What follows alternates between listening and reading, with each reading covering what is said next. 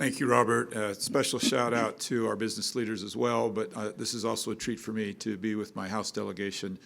And I think it's clear that back in Washington, we swing above our weight for Utah. And it's because I think of the synergy of these on my right and my left, and it's just a pleasure to be with them today. It's a great team, and it's an honor to represent all of you.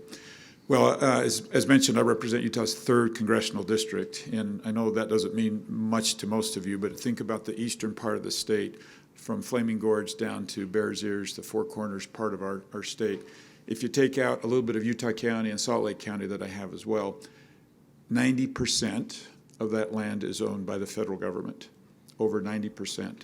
So imagine when there is inappropriate rulemaking that deals with public lands, how it impacts the economies of these rural parts of our state. And that's impacted energy, agriculture, recreation, and other important economic drivers for these communities in a significant way. And a great specific to point out how this rulemaking is problematic is recently the BLM had a rule they call Conservation and Landscape Health Rule, which in essence, if you boil it down, gives the BLM agency the unilateral authority to designate swaths of land to be held up, much like an Antiquities Act. And it's very, very powerful for them and very, very problematic for these rural counties. Grazing could be taken away. Energy production could be taken away. Recreation could be taken away with no ability to push back. Unlike the Antiquities Act, even far less transparent than the Antiquities Act, as problematic as that is. And so when we do that, we basically empower people who live 2,000 miles away to make decisions about the land, impacting local economies, here again, energy, agricultural, things like our ability to produce food, not just here but around the world, our ability to produce energy, not just for us here in the United States, but around the world, and give that to an agency unilaterally.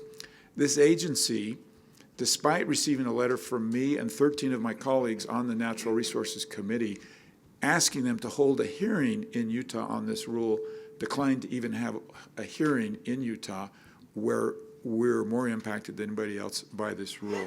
And that shows you the blatant disregard of these federal agencies for doing things right here in Utah. Now, I wouldn't want to pass on the baton before I just make a really bold statement that sometimes this is interpreted as Utahns not wanting to take care of this land and somehow wanting to not be good stewards of this land. And I just wish all of my bureaucratic friends from Washington, D.C. would actually come here and see how good of a job we actually do and have done for decades and decades and decades managing this land, balancing preservation with economic development. And if I had to make a choice between who could do a better job of being stewards of this land, I'd pick my local county commissioners all day long.